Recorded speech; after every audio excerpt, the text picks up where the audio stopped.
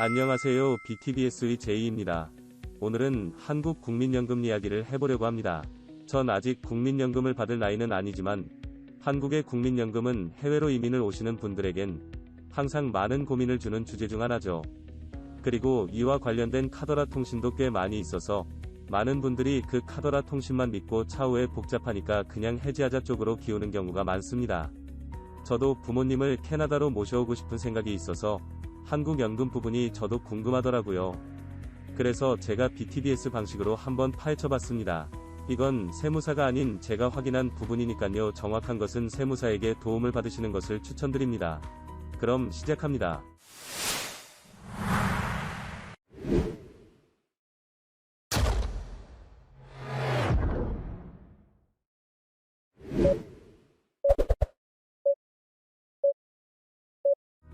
일단 오늘은 한국 국민연금 정말 나중에 받을 수 있나요?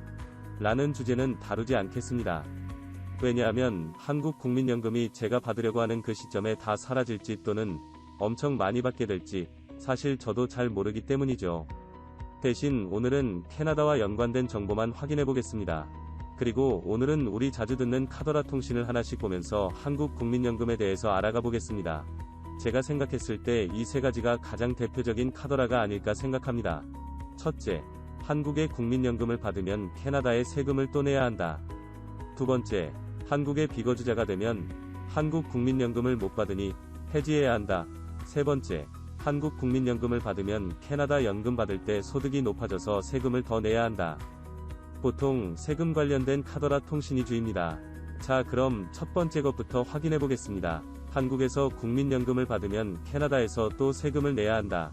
이 부분은 크게 두 개로 나누어서 생각해 볼 수 있을 것 같습니다. 첫 번째는 국민연금도 캐나다에 보고해야 하는 월드인컴 대상이다. 이고 두 번째는 인컴 대상이기 때문에 한국에 낸 세금을 크레디트로 받아 디덕션을 받고 더 내야 할 세금이 있다면 캐나다에 내야 한다. 라는 거죠. 다시 간단히 이야기해 본다면 캐나다의 세금률이 더 높으니까 한국에도 세금을 내고 캐나다에도 좀 더 세금을 내야 한다는 그 의미입니다. 얼핏 들으면 맞는 것 같습니다. 아니, 일반적인 경우의 소득이라면 정확하게 맞는 이야기입니다. 그러나 국민연금은 소득의 성격이 조금 다르다는 것을 유념해야 합니다. 이것은 개인이 노후를 보낼 때 최소한의 소득을 보장해주기 위한 나라에게 사회보장제도 중 하나로 제공해주는 부분입니다. 이 카더라 통신을 확인하기 위해서는 가장 먼저 캐나다와 한국이 맺은 조세조약을 살펴봐야 합니다.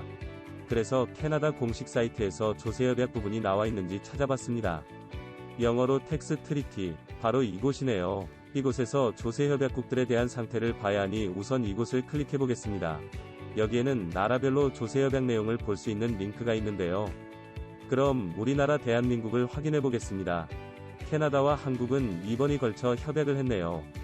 이 둘 중에 물론 최신 2006년 협약을 살펴봐야겠죠? 영어의 압박이 급오게 만드는 페이지입니다. 그래서 전 검색 신공을 사용하겠습니다. 검색에서 연금 즉 펜션을 찾아보겠습니다. 보니까 아티클 18번이 바로 저희가 찾는 내용이네요. 이 부분을 제가 찬찬히 읽어보니 바로 이 파트가 가장 중요한 부분인 것 같습니다. 우선 해석을 해보겠습니다.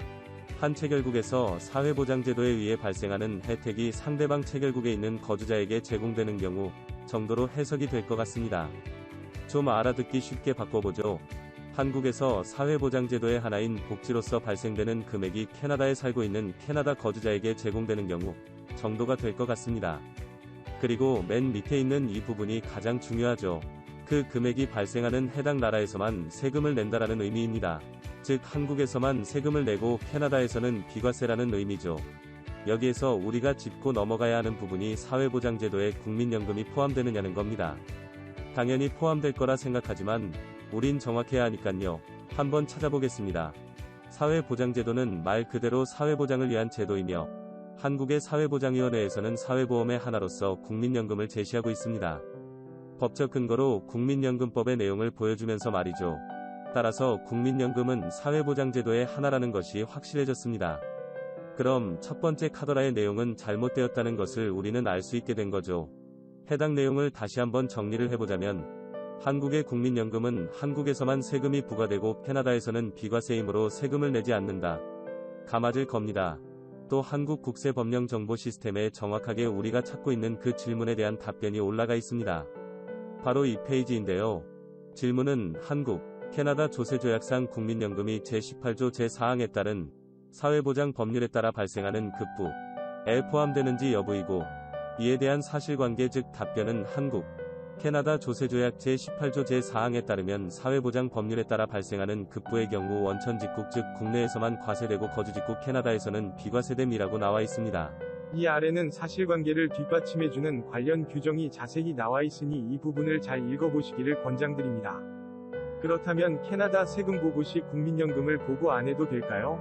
이 부분은 다음 시간에 다른 카더라 부분과 더불어 알아보도록 하겠습니다. 영상에서 공유했던 공식 페이지들은 영상 설명란 또는 I love Canada 네이버 카페에 올려놓았으니깐요. 필요하신 분들은 직접 들어가셔서 확인하시기 바랍니다. 그럼 전 다음 영상으로 찾아뵙겠습니다. 감사합니다.